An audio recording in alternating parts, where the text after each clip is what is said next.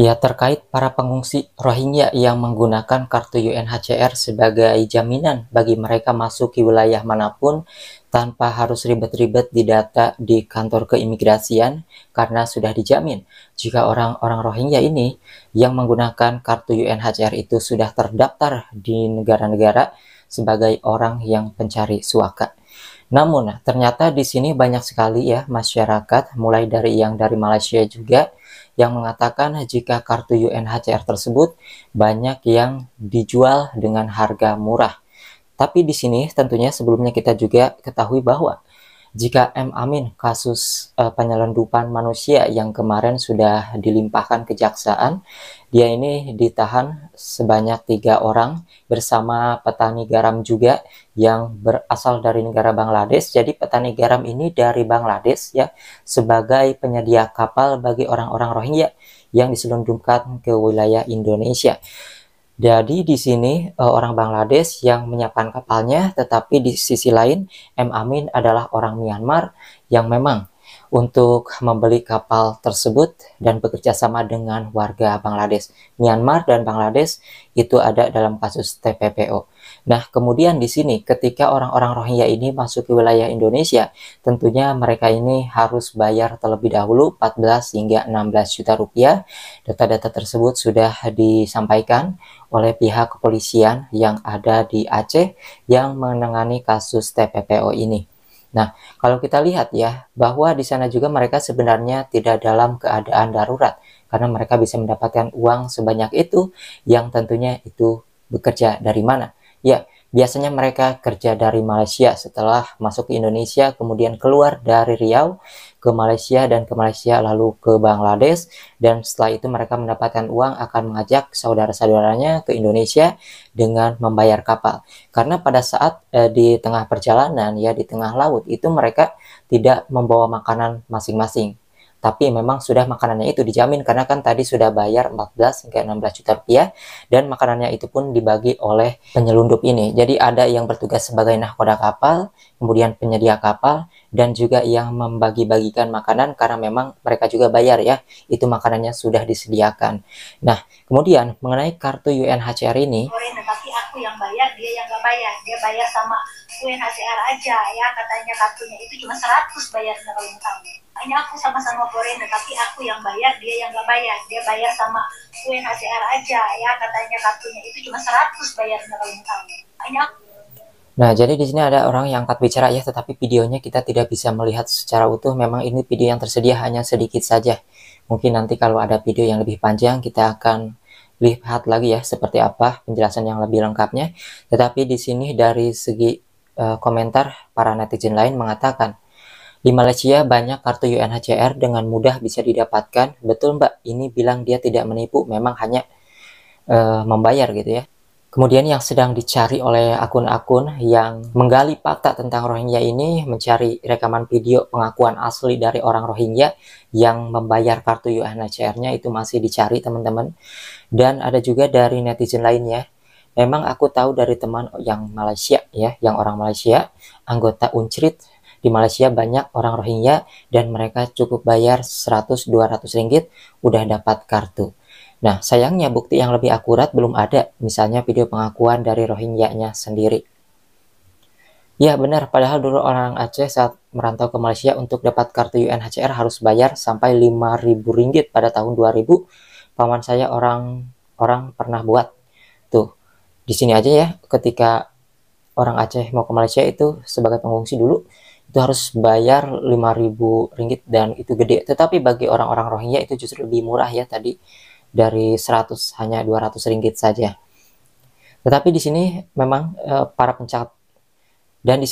pencari fakta tentang Rohingya dan UNHCR ini masih mencari-cari video-video yang akan didokumentasikan sebagai bukti, yang mana nanti akan terlihat pengakuan dari orang-orang Rohingya sendiri, yang mana mereka ini membayar kartu UNHCR dengan harga murah yang memang sudah tersedia dengan cara cuma-cuma tanpa harus didata sedemikian rupa.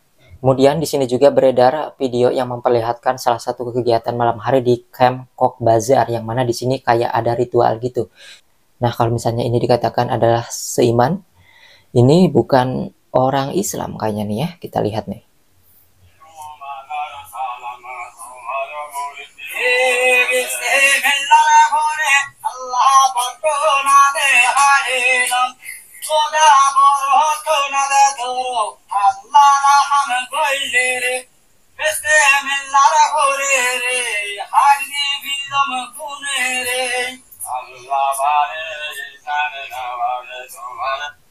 Ya, ini gak ngerti ya bahasanya ya, tetapi itu ritual apa? Masih dipertanyakan oleh para netizen.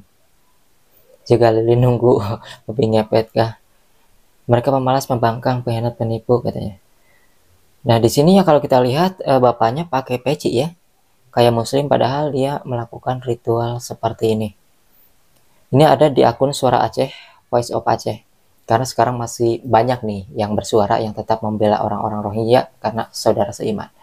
Tetapi di sini kan kita menolong ini bukan hanya terhadap orang-orang yang saudara seiman saja, tetapi yang tidak seiman pun itu harus kita tolong.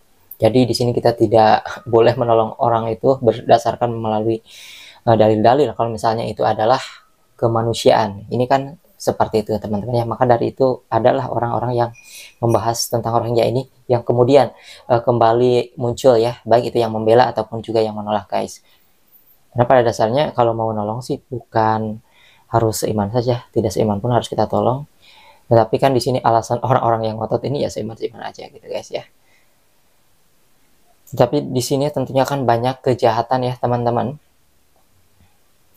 Nah, di sini ada hijab Khadijah Austin Collection. Cut Susan juga di ini ya, di tag karena dia selalu membela Rohingya karena seiman, sampai hadis-hadis dimunculkan segala. Nanti tidak mau jadi saksi yang tidak mau menolong masyarakat yang seiman katanya, ataupun orang-orang yang seiman katanya, takut nanti malu di hadapan Rasulullah katanya gitu kan. Nah, ini langsung dikomentarin netizen. Selain mengungsi Rohingya juga membawa ajaran baru. Cutusan hijab Khadijah langsung mutit. Nah, ini kayaknya yang di tag adalah pembela Rohingya doang. Selama apa yang beginian? Hai orang-orang seiman, apa kabar? Islam begini, Islam bukan begini. Ya, banyak ya. Bahaya nih bagi umat Islam yang gampang terpengaruh. Semoga tidak ada yang ikutan. Ya, ada yang menyerupai Islam ya. Ini bahaya juga, ini ajaran baru kayak gini. Kita pernah melihat di sini ada sebuah artikel berita resmi juga dari ayobandung.com yang mengatakan tak ada tanda trauma pengungsi Rohingya melakukan video call hingga nonton YouTube di penampungan. Ya, dari sini kita dapat melihat ya bahwa mereka ini bukan dalam keadaan darurat, sehingga di Cox's Bazar ataupun di Bhasan Char sana itu mereka memang benar-benar aman sudah ditempatkan gitu ya. Dan mereka juga memiliki uang untuk membayar, bukan benar-benar terdampar. Tetapi ketika mereka terdampar itu memang sudah tahu ada akal-akalan yang kapalnya sengaja bocorkan, dan mereka juga memiliki banyak uang sebenarnya ya. Karena sudah ditampung di Aceh itu mereka kabur. Nah, kabur ini kan mereka juga nggak cuma-cuma dibawa kabur guys.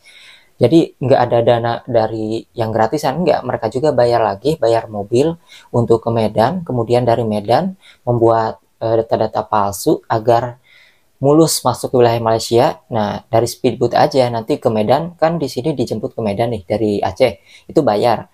Dari Medan ke Riau bayar lagi. Kemudian dari Riau di pelabuhan itu menggunakan speedboat ke Malaysia itu bayar lagi. Artinya mereka memiliki uang seperti itu teman-teman ya. Layakkah dibantu seperti itu? Ya tentunya ini banyak sekali fakta-fakta yang sudah kita ungkap ya data-datanya, dan masih banyak orang-orang juga yang selalu mengungkap di balik UNHCR dan juga Rohingya ini seperti apa sih, sehingga masih banyak orang yang terbodohi.